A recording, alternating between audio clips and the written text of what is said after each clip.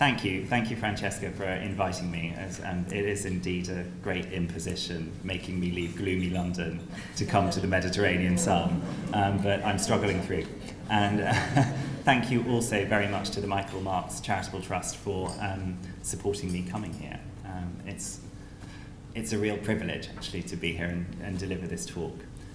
So to be absolutely accurate, I'll not be talking just about one Gollcher bequest today, but rather two Gollcher bequests in two different periods, and one was rather more straightforward and fruitful than the other, but hopefully both will be of equal interest, and also shed a little more light on the development of the Museum of the Order of St. John's collections, on the role of Olof Gollcher in their development, and also on the pressures of governance for an international charity such as St. John.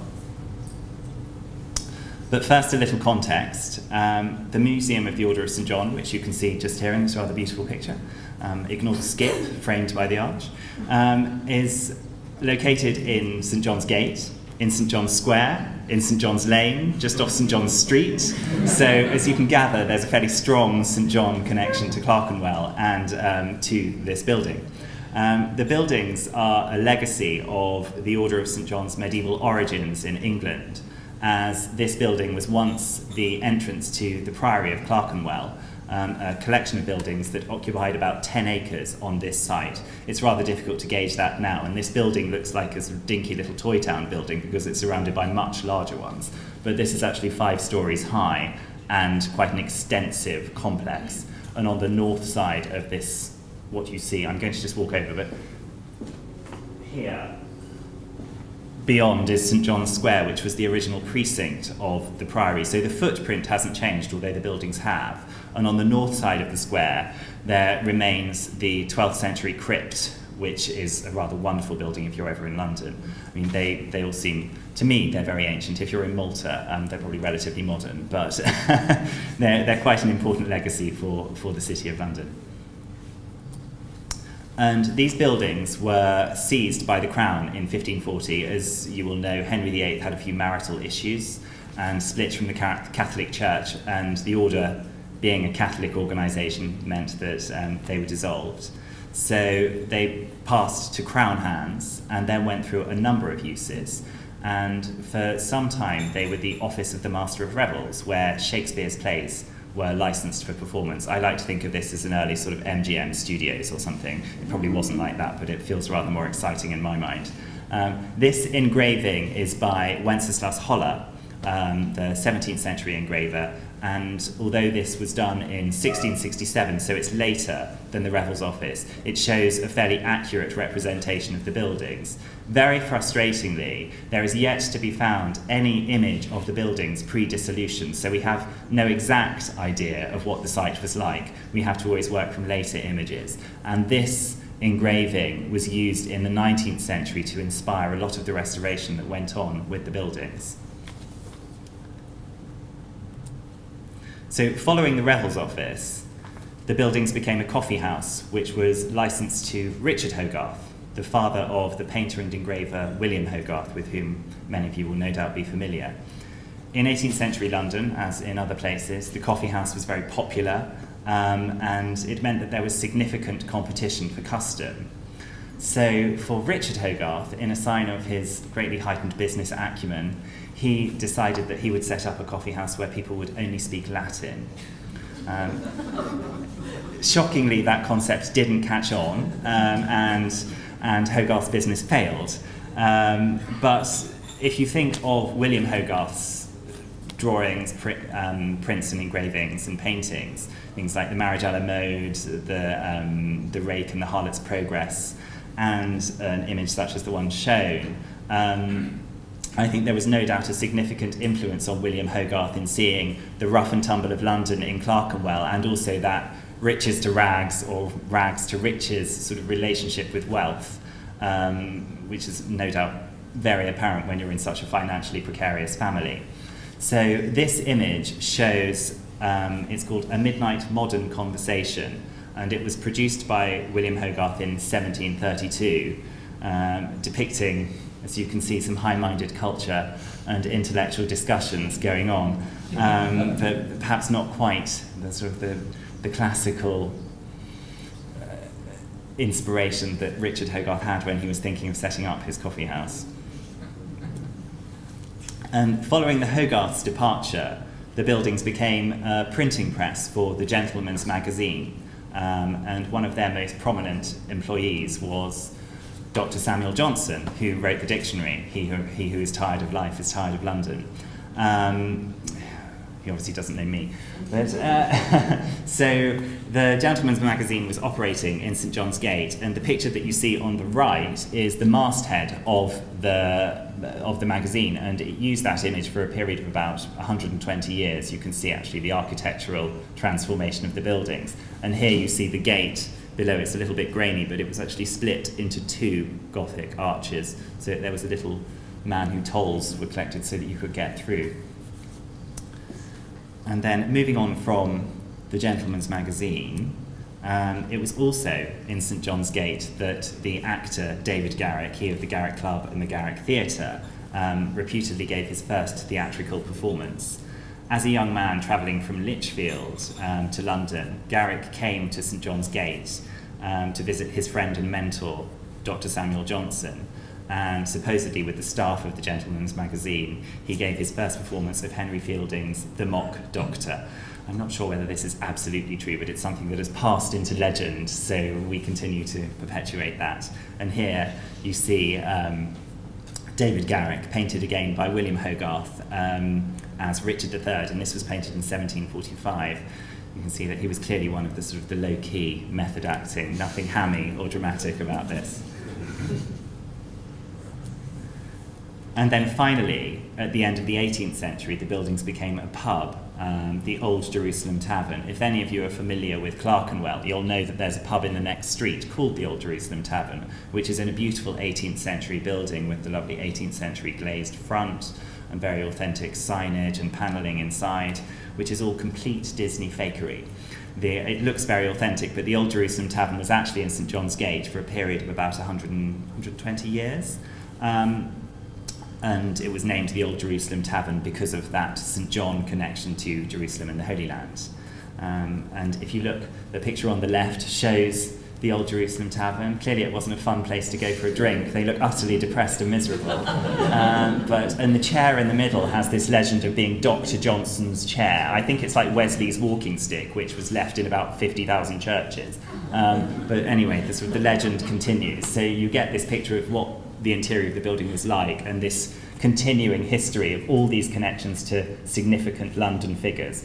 Reputedly, Dickens and Cruikshank also came to drink in this pub, but I think probably it's one of those things too that Dickens visited every single pub in London, so one of those stories that's told. And then on the right-hand side, you see St John's Gate at the end of the 19th century, and this gives you an idea of how shabby the buildings were. And while Clerkenwell in the very early days when the order moved in was this lovely sort of verdant area, just a short stroll from the original medieval walled city. You were on high ground. Clerkenwell from Clark's Well, there was fresh water, there was the Fleet River that ran just beside it, a tributary of the Thames.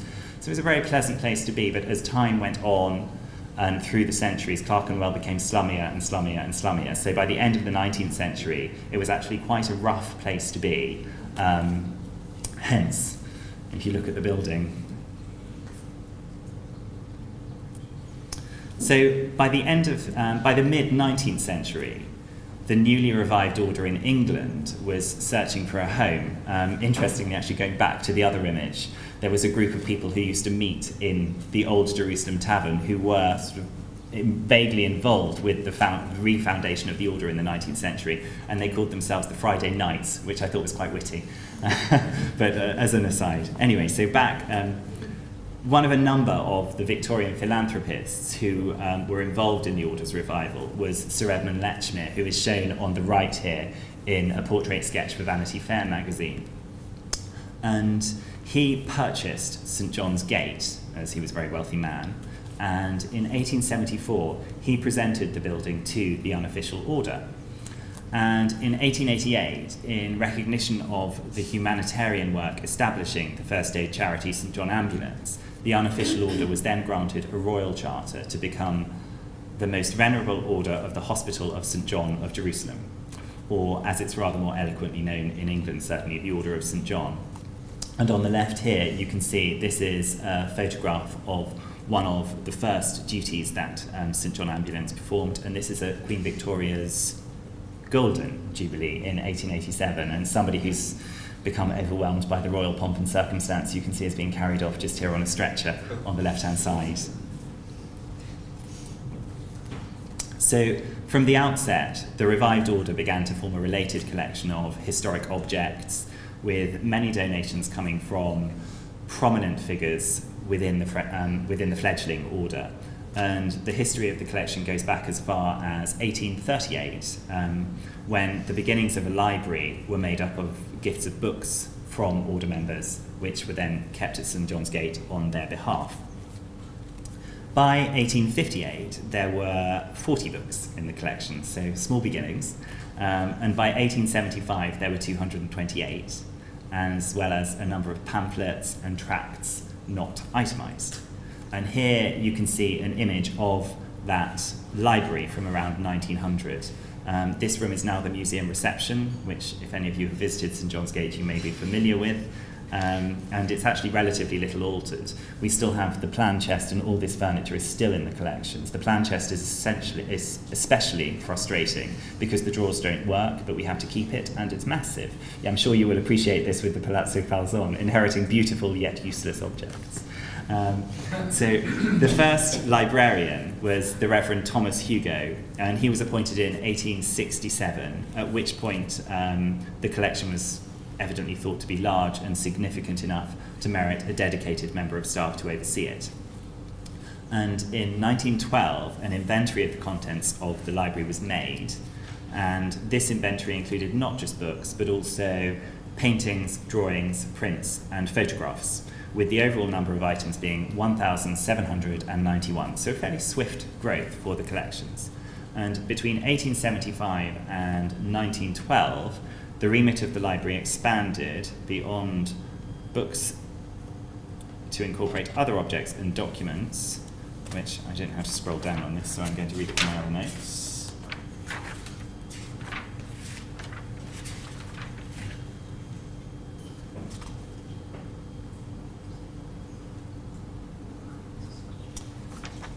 And the first resolution of that committee was that the functions of the committee be the care of the library, the consideration of all matters of an historical and antiquarian nature, and the charge of all pictures and objects of an antiquarian interest in the possession of the order.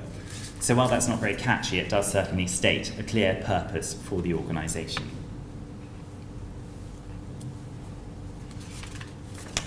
So items from the collection were publicly displayed in 1915, and a dedicated museum room was first discussed in 1920, although it was not until 1923 that a room was given over for this purpose. And you can see the first museum here, and we actually still have all these cases in the collection. They're in different places, and they're rather dangerous to use because none of the glass is shatterproof, so nobody can lean on them. But there's sort of an interesting relationship to it. And some of these cases, right back in the 1920s, were sponsored by Henry Wellcome. So, and the Wellcome Trust is about to, thankfully, give the museum more money. So we have this long, ongoing relationship with these charitable organisations.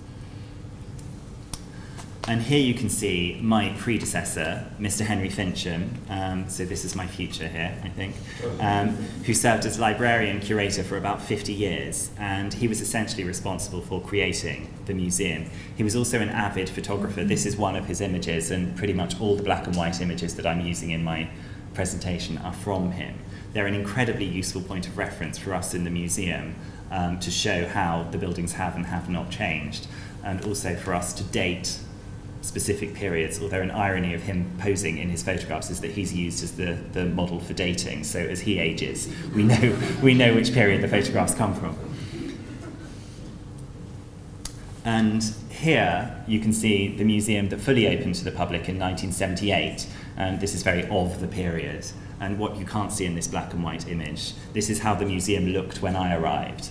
And the walls and the ceilings were a delightful shade of dark burgundy, which is perhaps not quite so beautiful. But that was what we were working with. So there's been quite a transformation. And here you see the museum, which was my privilege to redevelop, and it opened in 2010 following a 4.1 million largely heritage lottery funded redevelopment of the buildings. And this image shows the Order Gallery, which shows the history of the organisation, or the history of the Order rather, from its foundation in Jerusalem in the 11th century through to its expulsion from Malta in 1798 by Napoleon. So really all the good stuff is in here. We have a collection of about 60,000 objects, but within that are 500 of exactly the same triangular bandage and about 300 copies of the 39th edition of the St John Ambulance First Aid Book. So when you take out these objects and get back to the things that are part of, of course they're all equally important and valuable, but the really beautiful treasures are displayed in this gallery. And you can also see just in the far corner, in the gallery beyond, the painting high up on the wall, which is Caravaggio's The Card Sharps, which is on loan to the museum from a private collection and has never been on public display. So if you are in London, it's worth coming and seeing it. We have a display in one of the other galleries which invites visitors to comment on the museum, and positive, negative, constructive, destructive, whatever their thoughts are. And there was one that I noticed recently that was hung on the wall which described the museum as being surprisingly interesting, which I thought was great. So with such faint praise, I think hopefully I can take it to heart that we're doing an okay job in communicating this fascinating story. So having established the context of the museum, I can return to the main focus of today, which is, of course, the Gollcher family and Olof Gollcher, this wonderful repeated image of him with his pipe, to summarise the man. And perhaps the most significant ever gift to the Museum of the Order of St John was presented by Olof Gollcher in 1935. And as you all know, Gollcher was an artist, a scholar, a philanthropist, as well as an ardent collector of all things historic and artistic. So he was born in 1889, and he was educated at the British public school Dulwich College in southeast London, and he was also a British citizen. And he served in the British Army during the First World War, although he lived most of his life abroad. So he had a lot of connections to London and to England, and was clearly an Anglophile. And the connection with the Order is apparent, as Cecilia has explored already. There are interesting connections with Malta, and there are also connections with the Order of St John in several aspects of his life. So his great-grandfather was a cousin of Fra Gaetano Bruno, who was the secretary of the Chancery of the Order of St John on Malta.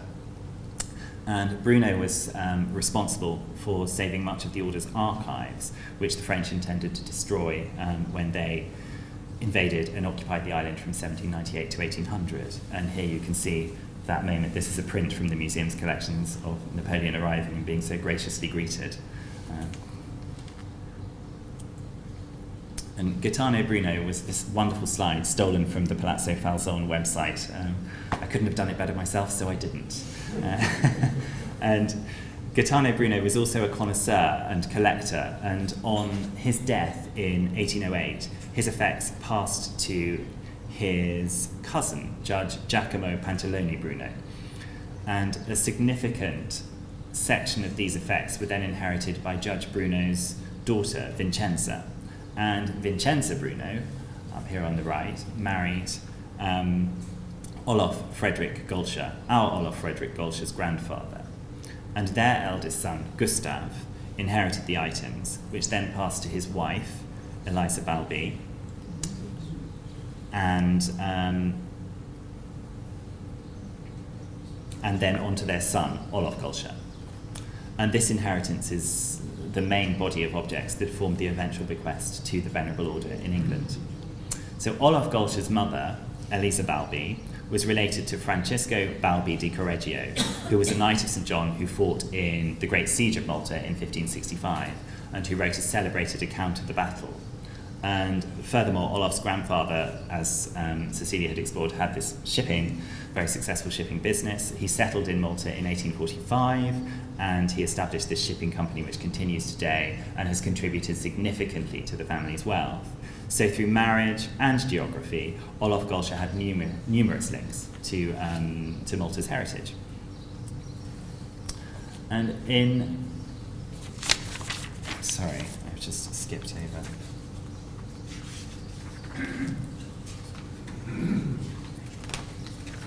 So in 1922, Olof's father Gustav died, and by 1926, Olof was living with his mother Elisa in Rome. And here you see a Rome of the 20s. I don't think the forum's changed very much.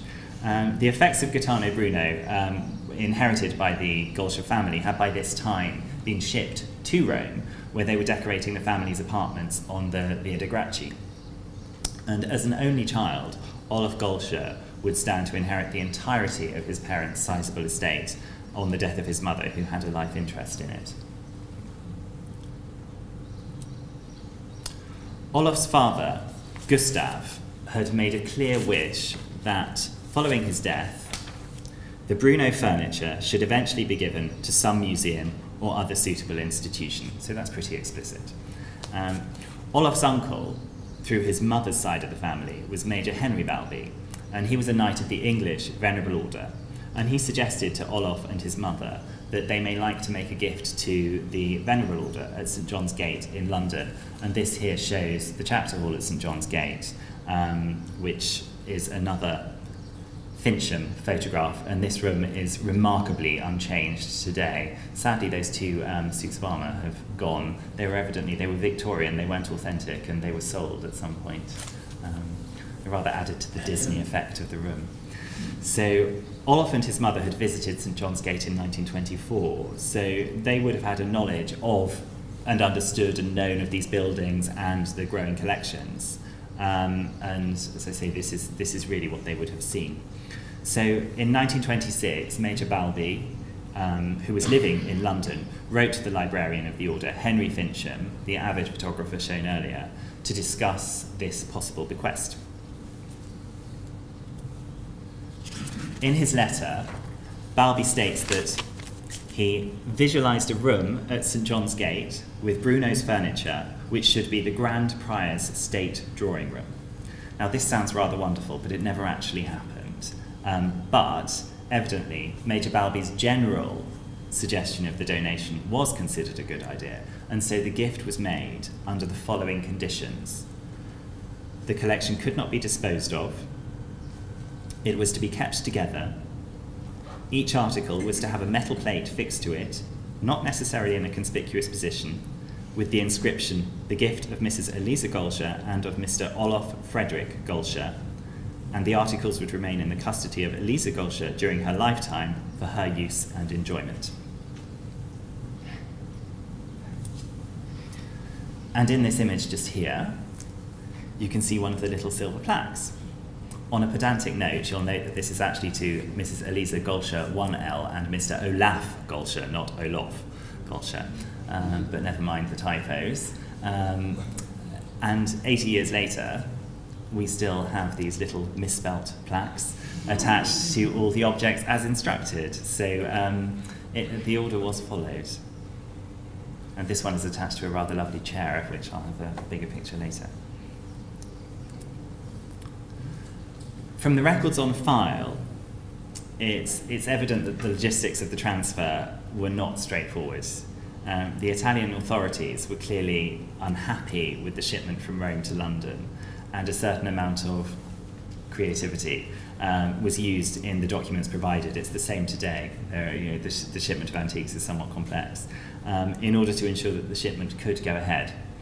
So negotiations began in early February 1935, and early on, Major Balbi, who was acting on, you've probably got to that point in the document, who was acting on behalf of the Gollchers, observed that that valuables and antiques come under watchful eyes. In other correspondence, Balbi is attempting to move the logistics of the transfer of objects forward, and he describes how his nephew, Olof, destroyed the deed consigning the objects to the order as he was unhappy with the descriptive details of objects being omitted. And Balby then writes, "My nephew is very impetuous and I have to exercise much tact and patience." So by May 1935, details were still not agreed, and Balby suggested to Henry Fincham, the curator in the photos, that as a last resort, perhaps the British ambassador in Rome could speak to Signor Mussolini, although this didn't happen, and to be honest, I'm unsure how helpful it would have been to involve a fascist dictator in negotiations, but there you go. So the articles were given a combined value of 10,600 lira and were described in a detailed list of 30 entries, some of which included several items in one, which for my purposes makes it all the more challenging to try and match things up, particularly as the descriptions are somewhat ambiguous. So the objects were as follows, and this shows you the detail of the description: 2 oil paintings in gilt frames. No mention of subject matter, no mention of size or scale, but these are those 2 oil paintings in gilt frames. A large wall clock in a wooden case. This is the only wall clock that we have, so this was rather easier to identify. And my understanding is that this is quite a known Maltese design. Very disappointingly, the timing needed, the clock stopped recently, and I was thinking, gosh, this is going to be terribly expensive and difficult to get it repaired. And so I got up on a ladder to open the front to see, and the entirety of the original workings have been removed, and there's just one little quartz box. So all it was take out the battery, put in the new battery, and then it was going fine. And I found the original workings are in a box, so we have them. The 2 are detached from one another, but it means that in future, when we have the money to conserve this, that will happen. So you have a large carved chest with the arms of La Cassière, which are carved on the central panel.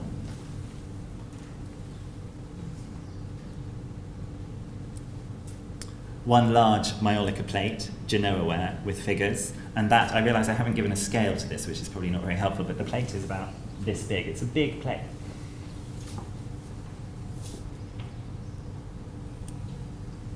Two carved French secretaires on stands, and these are a near pair, not an exact pair, and the one on the left, if you can see, it has this flap that comes down. And the stands are not, the tops are older than the bottoms. Frequently the stands get destroyed or bashed naturally and then new ones are made, although there are elements of carving that have been taken off the originals and then installed on these new ones. One Italian secretaire, once in the San Antonio Palace, Malta. It's a rather lovely object.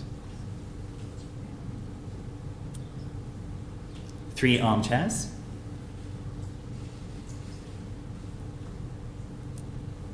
And 3 chairs.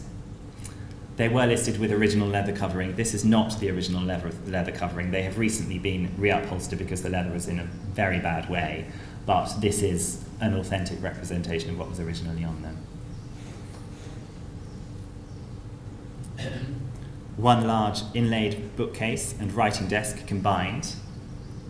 Interestingly, this is on the 5th floor of the museum, up a very small spiral staircase. I have no idea how it got up to this room. I'm glad it wasn't my job to get it there, but a very beautiful object. One large silver oil lamp and one ditto, and these are indeed large. They're about so high.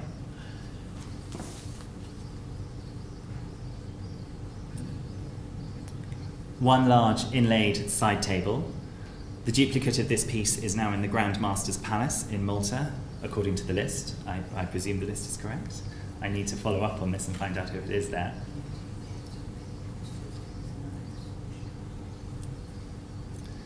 Two large it seems like I'm doing an auction.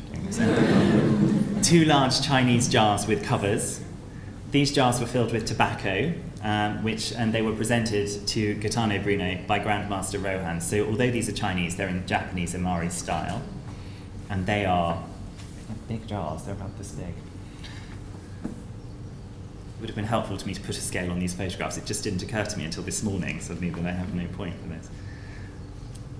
One sofa, And this is covered in silk. This is new silk upholstery, very nice French Empire style. 3 armchairs. This is the one that was shown earlier with the little silver plaque on the front.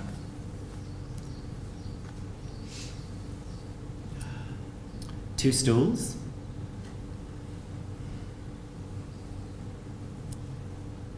1 gold watch. 2 white china flower vases with the arms of Rohan.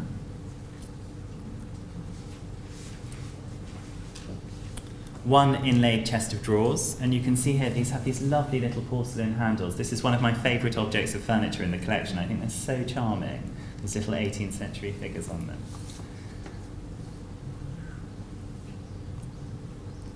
Two large silver ewers.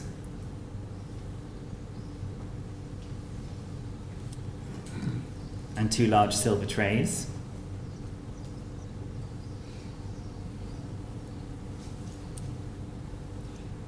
One pastel portrait of a Knight Grand Cross.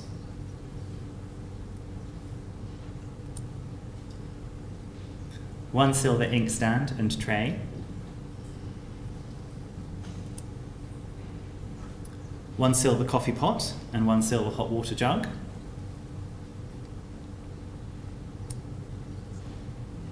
One oil portrait of de Rohan in a gilt frame. And this and the following items that did not belong to Bruno.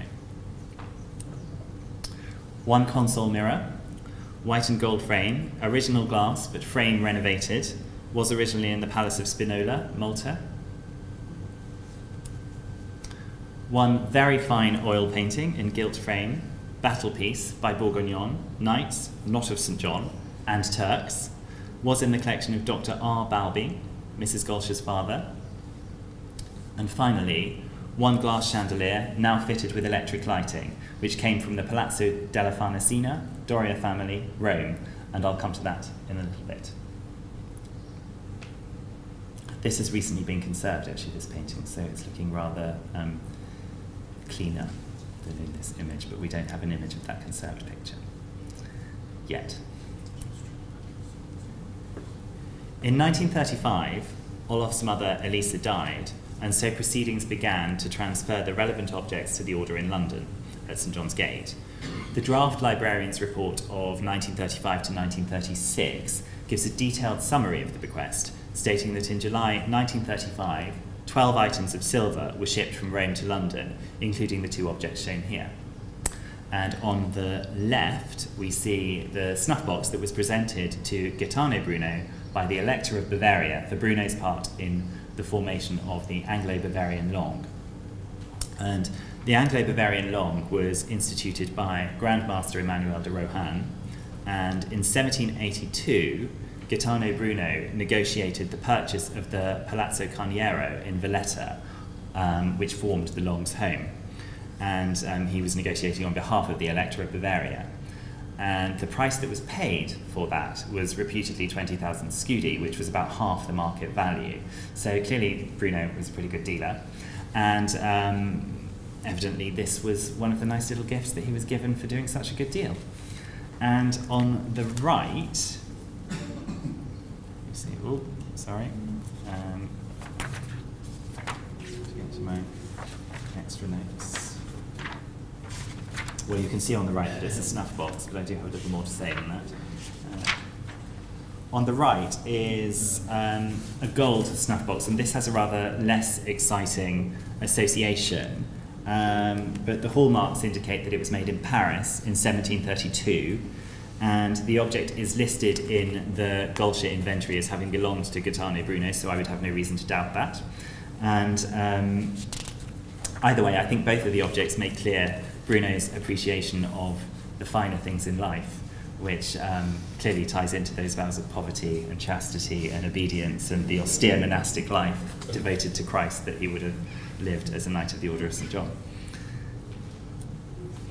So finally, at the end of September 1935, Henry Fincham was able to write on behalf of the Venerable Order to His Majesty's Customs and Excise, stating that the shipment was coming, care of the Acme Transport Company, which sounds like a fake company, and requesting exemption from any duty due to all objects being over 100 years old, and for customs examination to take place at St John's Gate. The exemption was accepted for all objects except for that chandelier that I mentioned earlier, which had been converted for modern electric light and was therefore no longer considered to be an antique. In order to work out the duty, the chandelier was given the extremely high value of £60, which I think is a little more expensive today. Once the shipment had at last arrived in London, Major Balby was able to write to Mr. Fincham, the avid photographer, stating, most crucially, that it was all genuine stuff of the order, mostly put together by that old wily fox, Gaetano Bruno, which I think is quite charming. And in 1936, Olof Gollcher was made a Knight of Grace of the Grand Priory of the British Realm of the Venerable Order of the Hospital of St John of Jerusalem. There's no record in our archives of his order citation because they're not absolutely consistent, but I think it's a fairly obvious connection to make that after having given such a generous gift to the order, he would have been rewarded through its membership. And the following year, Olof Gollcher received an OBE, which would again presumably be related to this very generous and philanthropic gift, as well as other things that he's done. So in accordance with the conditions of the Gollcher bequest, the objects comprising the whole of the bequest remain on display throughout museum galleries, historic rooms, and also more important members of the organisation's offices, but sadly not mine. Mine is very unglamorous.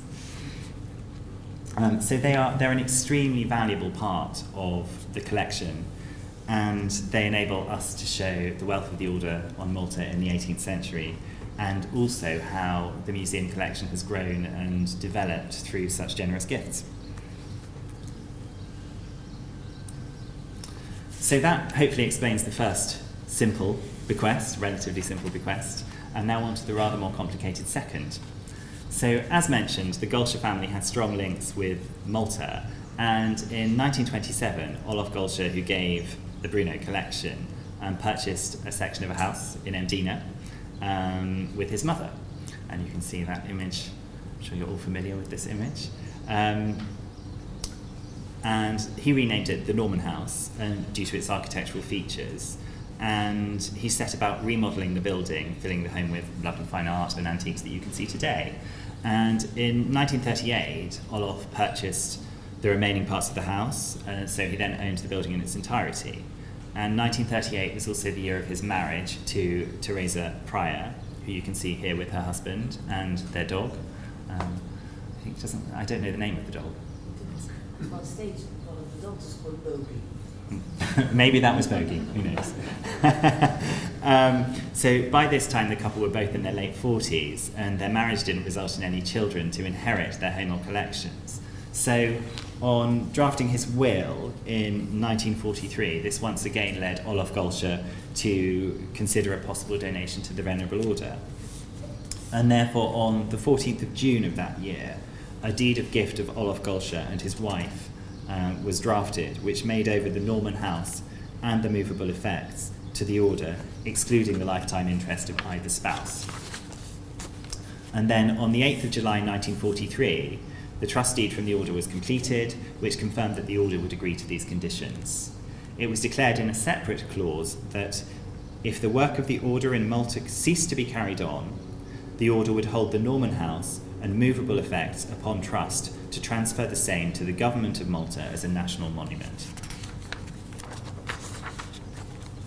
However, in 1948, Olof Gollcher drafted a new secret will, which essentially gave his wife a life interest in all his financial assets if he predeceased her, and then all finances would revert to the order to enable an endowment for the upkeep of the Norman house and for various other charitable purposes.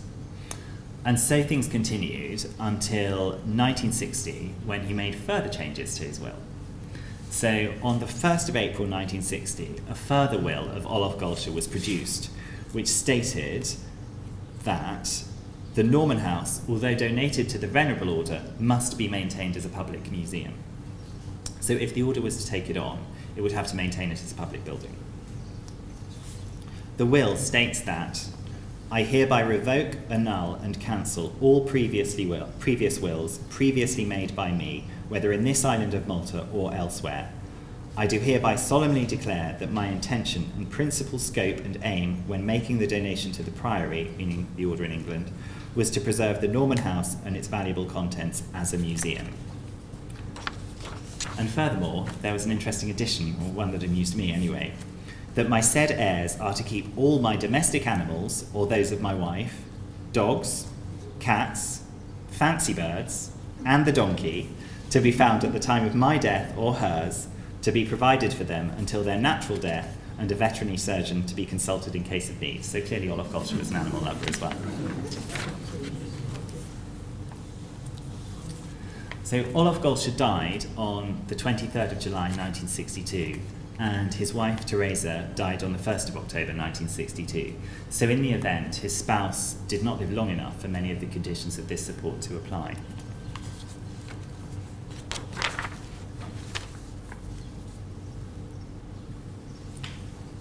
But nevertheless, the conditions of Olof Gollcher's will presented a number of dilemmas for the Venerable Order, and so Sir Harry Luke, pictured here, was dispatched to Malta to mediate on the Order's behalf.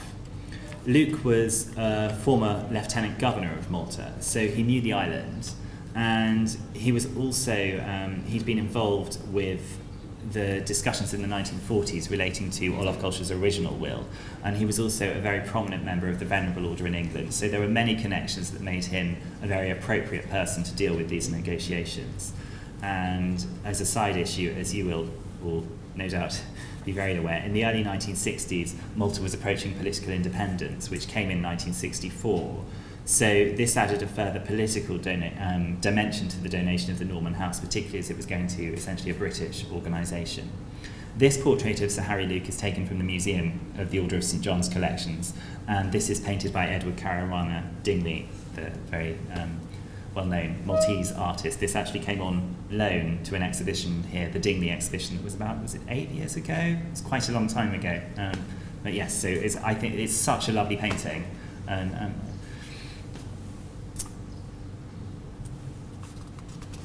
so negotiations regarding the bequest were protracted, to say the least, and they continued for a number of years.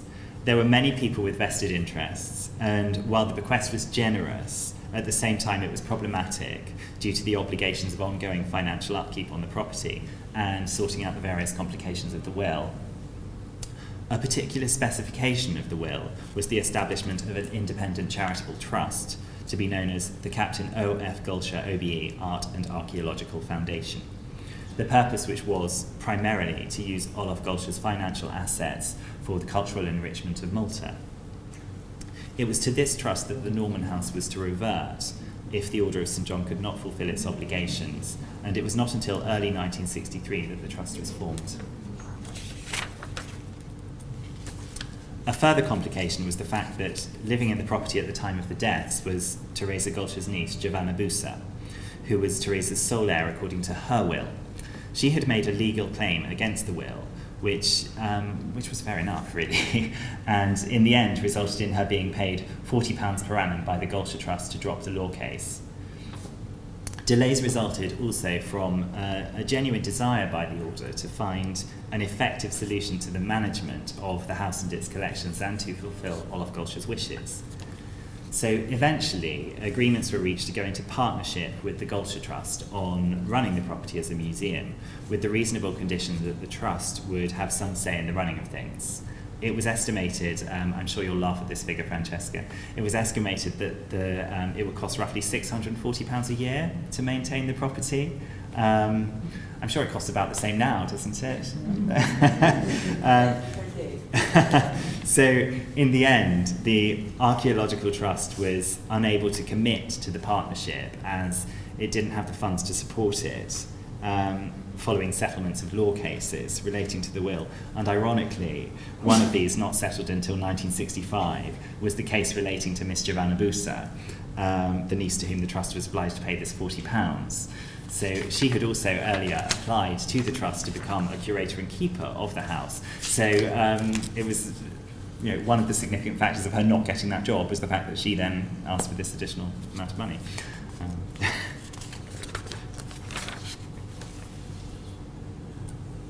So by 1966, Maurice Dorman, the Governor General of Malta, concluded in a letter dated the 21st of October that the gift, meaning the Norman House, can only be an expensive and unsatisfactory burden to the order.